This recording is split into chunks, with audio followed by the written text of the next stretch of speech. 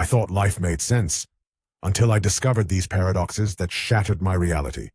Some are so bizarre that even experts can't agree on the answers. What if failing made people love you more?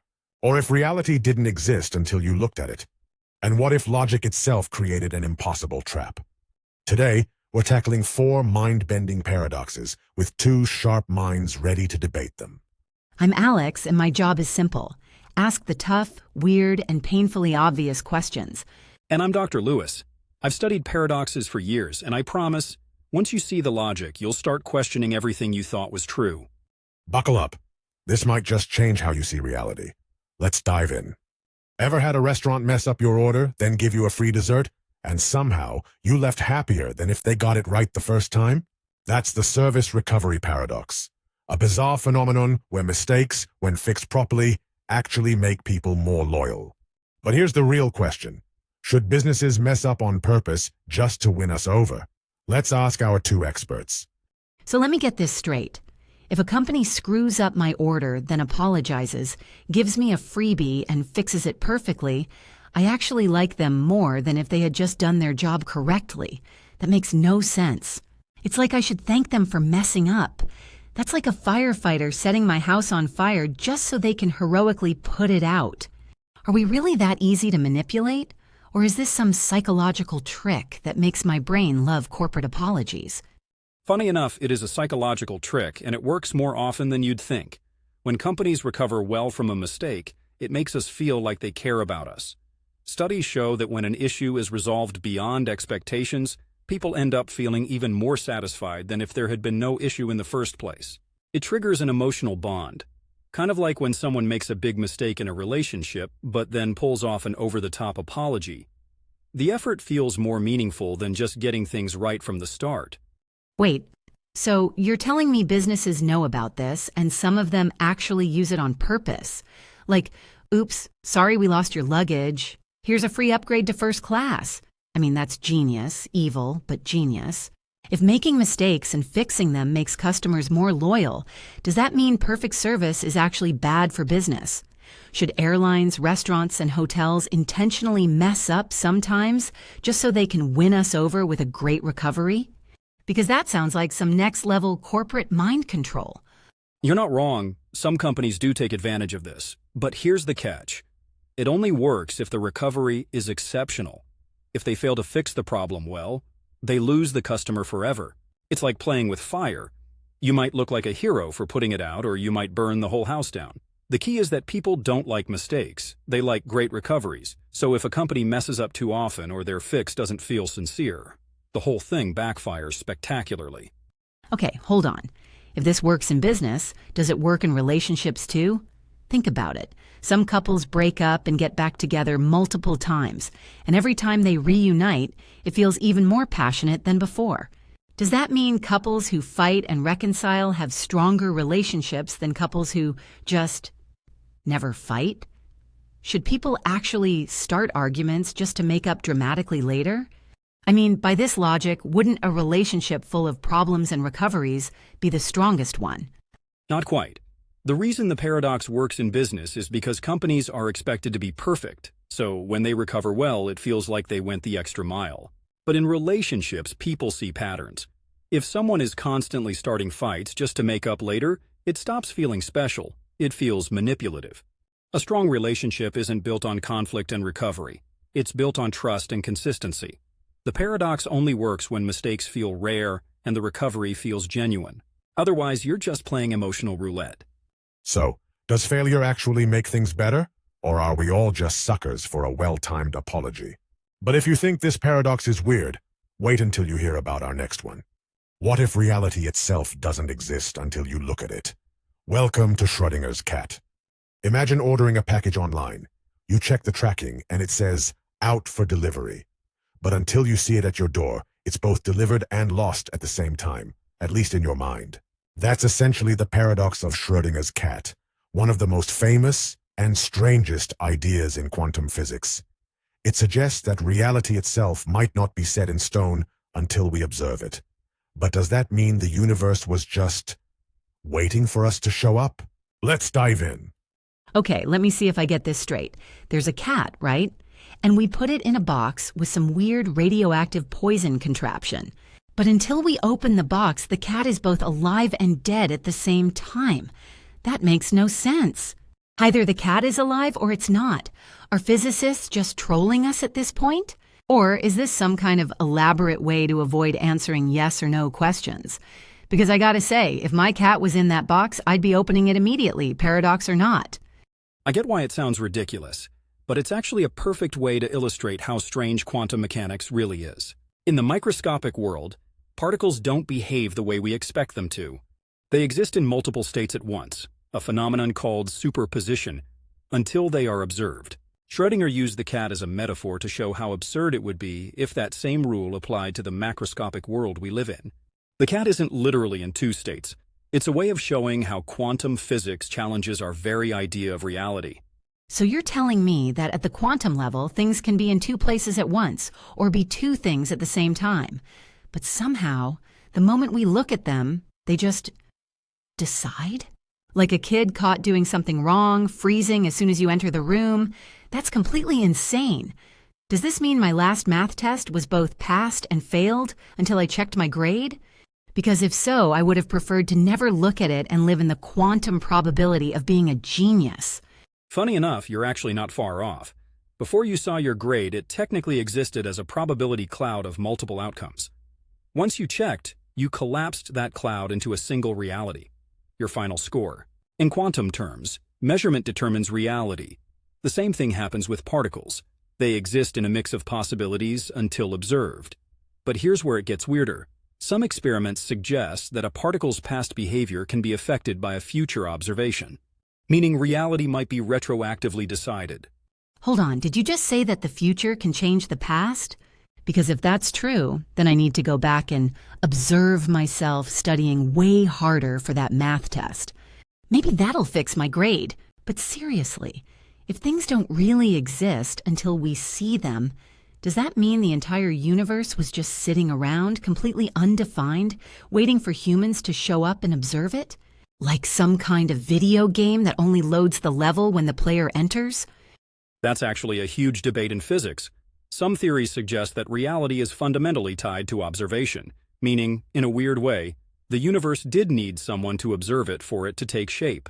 Others argue that quantum effects only happen on tiny scales, and the universe existed just fine before we got here. But at the end of the day, Schrödinger's cat was never about the cat. It was about challenging our assumptions about reality itself. And the more we learn, the weirder it gets. So, does reality only exist because we're looking at it? Or have we just stared too hard at the problem? But if you thought this paradox was wild, get ready for the next one. What happens when logic itself creates an impossible loop? Welcome to the Barber paradox. Imagine walking past a sign that says, "Ignore this sign." What do? If you ignore it, you're following the instructions. But if you follow the instructions, you're not ignoring it. That's the kind of brain-melting logic loop at the heart of the Barber paradox. This one is special because it breaks logic itself, and yet it's still unsolved. But does that mean logic has limits? Let's find out. All right, explain this one to me, like I'm 5. There's a barber in a town. He shaves every man who does not shave himself, and only those men. So far, so good, but here's the problem. Who shaves the barber? If he shaves himself, he's breaking his own rule. If he doesn't, then according to the rule, he must shave himself. So which is it? It's like the universe is playing a cruel joke on logic. This is worse than when my GPS tells me to turn left while showing a right arrow. Does this mean some things are just impossible to answer? Exactly. This paradox was first introduced by Bertrand Russell, and it's a perfect example of what happens when self-referential logic collapses in on itself. The barber can't exist under these rules, which is the whole point. It's like saying this statement is false. If it's true, then it must be false. If it's false, then it must be true. The logic itself becomes unstable, creating an unsolvable loop. Russell actually discovered this paradox while working on set theory in mathematics, which is the foundation of logical reasoning itself. In other words, this paradox isn't just fun. It exposed a flaw in mathematics. Okay, hold on. So what you're telling me is that logic, the thing we base math, science, and rational thinking on, has holes in it? That's like telling me my calculator is secretly bad at math. And if logic can break down like this, does that mean there are other things in the universe that just don't make sense, no matter how hard we try to solve them? Like, are there questions we can ask that literally have no answer? Bingo. This paradox was a wake-up call for mathematicians showing that some logical systems are incomplete, meaning there will always be questions that cannot be answered within that system. This idea was later expanded by Kurt Gödel's incompleteness theorem, which proved that in any complex logical system, there will always be true statements that cannot be proven within the system itself. In other words, logic isn't flawless, it has limits. And that's terrifying for anyone who thought the universe could be perfectly explained with reason alone. So let me get this straight. There are truths in the universe that can't be proven. That's like saying there are books that exist but can never be written. That just feels wrong. What if we're living inside one of those logical contradictions? What if the whole universe is like the barber, stuck in a loop, trying to solve an impossible question? What if reality itself is a paradox? Oh no, I think I broke my brain. Someone send help. Welcome to the world of paradoxes. The Barber paradox proves that logic can fail under certain conditions. Some things just don't have answers, or at least not within the system we're using. It's a reminder that while logic is powerful, it isn't the ultimate authority on everything. Some mysteries might be unsolvable no matter how smart we get. So if your brain hurts right now, congratulations. You're starting to think like a philosopher. So, does this paradox mean some questions are impossible to answer? Or does it just mean we're using the wrong system to find them? But if you thought this was frustrating, wait until you hear about the next paradox, because it's about something we all struggle with daily: having too many choices. Welcome to the paradox of choice. Ever spent 30 minutes scrolling through Netflix only to give up and watch nothing? Or stood in a grocery store staring at 100 different cereal brands, overwhelmed by indecision? That's the paradox of choice, where having more options should make life better. But instead, it makes decisions harder, more stressful, and less satisfying. But does that mean too much freedom is bad for us? Let's dive in. All right, so you're telling me that having too many choices actually makes life worse? Because last time I checked, more options are supposed to be a good thing. Like, imagine a restaurant gives me only 2 meal options: soggy salad or mystery soup. Obviously, that sucks. But if they give me 100 options, I get to pick exactly what I want. That's supposed to make me happier, right?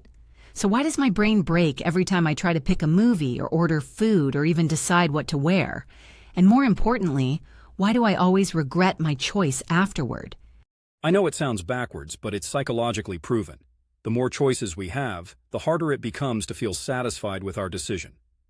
This is called decision paralysis, when you have so many options that you get stuck, overthink everything, and end up feeling worse no matter what you choose. And even after you finally decide, you start wondering, what if one of the other choices was better? That leads to buyer's remorse, anxiety, and overall dissatisfaction.